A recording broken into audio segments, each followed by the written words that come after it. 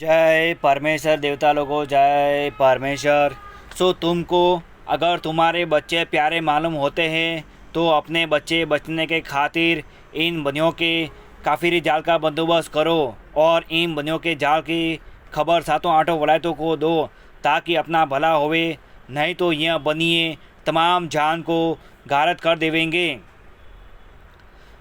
तमाम जान के बच्चे बचने के लिए सात अनोपदास महाराज लिखी किताब जगत कहानी 274 पेज पढ़ करके बंदोबस्त करो।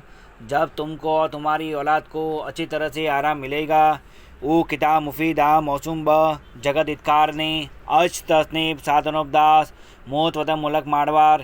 यह जगत इतकार ने जिसको श्री अनूपदास प्रिंटिंग प्रेस छावनी अरमपुरा में छाप के प्रसिद्ध किया। तारीख 17 अप्रैल सन 1909 जा बैसाख बुद्धि 12 सम्मत 1965। पेज नंबर 60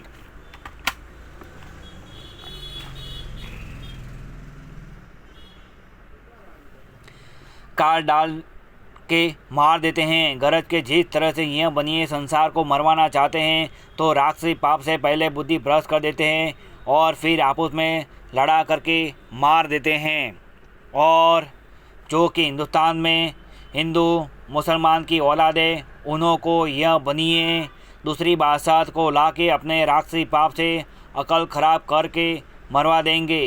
इस बात को कुल जहान के लोग जानते हैं, बल्कि दिन दिन अपनी आंखों से देखते ही जाते हैं, तो भी ख्याल नहीं करते हैं कि अब इससे भी ज़्यादा खराब और नाजुक वक्त आवेगा। जो कोस ज़मीन के ऊपर जा कर के गाँव बसा हुआ मिलेगा, परंतु इस ज़माने में तो कोस 2 कोस पर ही गांव आ जाता है, परंतु खराब ज़माना आने पर तो 100 कोस के ऊपर बसा हुआ गांव आवेगा और इस तरह पर शहरों का और गाँवों का बुरा हाल करेंगे। यह बात तो पहले से बनियों ने चला दी है और नाम फ़कीरों का और साधु लोगों का जाहिर करते हैं कि फ़लाने साधु ने और फ़कीर ने यह वचन कहा है, सच्चा है। जिस तरह से कि दुनिया को सपना होता है, उसी तरह फ़कीरों को भी सपना होता है और कुछ का कुछ दिखाई देता है और फ़कीर उस सपने को परमेश्वर की कुदरत जानते हैं कि जैसा सपना देखते हैं वैसा ही होता जाता है। परंतु यह ख्याल दुनिया में कोई भी साहब नहीं करते हैं कि बनियों के घर का राक्षसी पाप है, जिससे हमको जागते में और सोते में ऐसे ऐसे सपने नज़र आते हैं और यह परमेश्वर की कुदरत नहीं है। इस बात का ख्याल फ़कीर अतीत भी नहीं करते कि जैसा रावण ने रक्षेश्वरों को दुनिया में बुरा होने का सुझाया था, जब रक्षेश्वर लोग भी यह जानते थे कि बुरा होने का हाल हमको मालिक ने सुझाया है, परंतु रावण के पाप की उनको भी खबर नहीं थी। खबर न होने की वजह से वजह है कि पहले राक्षसी पाप से अकल खराब कर देते हैं, जिससे फिर कुछ नहीं समझने देते हैं। परंतु राक्षसी विधा के चलाने वाले दुनिया के दिखाने के लिए और फ़कीरों वगैरह के दिखाने के लिए भक्ति करते हैं। रसेश्वरों के दिखाने के वास्ते रावण भी भक्ति करता था। रसेश्वर लोग और शिवजी सरीके भूल गए थे, परंतु राक्षसी पाप अपने भाई बेटों से कराता था, लेकिन दुनिया के लोगों से छाने कराता था कि जहाँ पर कोई पंखेरु तक नहीं जा सकता था, तो आदमी की तो क्या ताकत थी कि जो वहाँ पर जा सकता, क्योंकि जब कुछ हाल मालूम नहीं था तो फिर कहाँ पर जावे। अगरचे मालूम होवे तो भी यह भी यकीन किया जावे कि दरियावत करते हुए चले जावेंगे, परंतु मालूम नहीं। यह तो जब शनिचर जी महाराज को रावण ने समामुख होकर दुखी किया और कल्पाया। Page number 61। रावण ने समामुख होकर दुखी किया और कल्पाया। जब शनिचर जी ने दुनिया में रावण के राक्षसी पाप को जाहिर किया कि रावण गुप्ती पाप कराता है, उसकी तलाश करनी चाहिए। अलावा इसके रावण ने राक्षसी वेद और राक्षसी वेद की किताबें और टिप्पणा वगैरह चला दिए थे और टिप्पणों को रखेश्वर लोग संसार में बांधते फिरते थे। उनकी तलाश करो।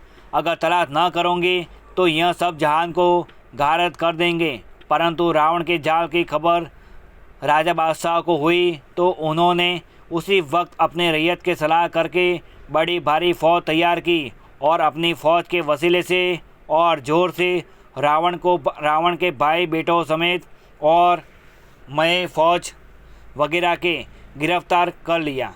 जब रावण के भाई भविष्य को बड़ी भारी शर्मिंदगी हुई कि जो निहायत दर्जे की शर्म और आबरू रखता था, इससे भविष्य ने अपने बड़े भाई का जाल कुल जहान के लोगों पर जाहिर कर दिया कि जो रावण ने राक्षसी विद्या का पाप चलाया था, मगर पेशतर लंका जाहिर नहीं थी, पोशीदा थी, परंतु भविष्य के बताने से और शनिचर के कहने से संसार में जाहिर हुई है, जिसका हाल साफ तौर पर किताबों से साबित होता है।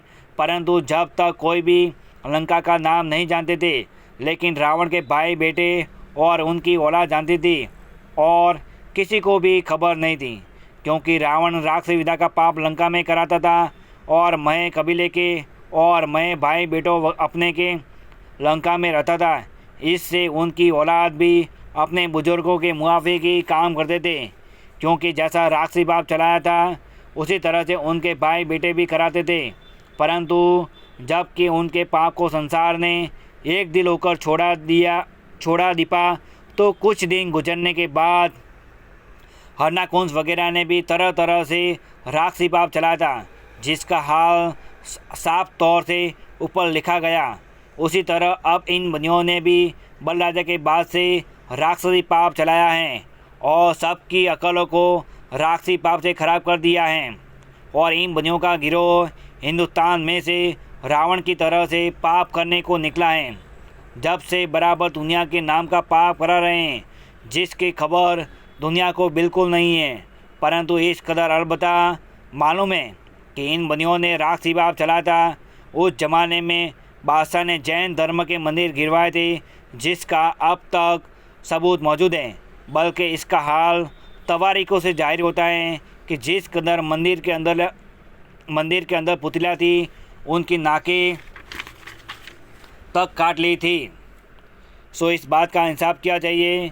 इंसाफ करने से खुद मालूम हो जाएगा। साध अनुपदास महाराज लिखी किताब जगदीत कहानी 274 पेज पढ़ करके बंदोबस्त करो। जब तुमको तुम्हारी औलाद को अच्छी तरह से आराम मिलेगा। साध अनुपदास किताब जगदीत कहानी 274 पेज, छावनी अरमपुरा, सिंहगंज। Mobile number 8905653801। जय परमेश्वर। देवता लोगों जय परमेश्वर।